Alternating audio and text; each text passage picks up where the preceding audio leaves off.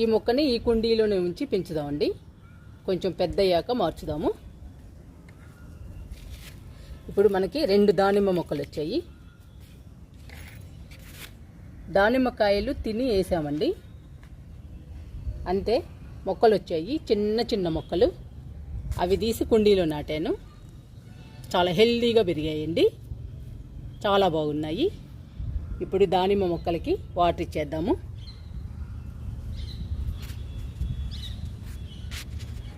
దానిమ్మ మొక్కలకి వాటర్ ఇస్తున్నాను.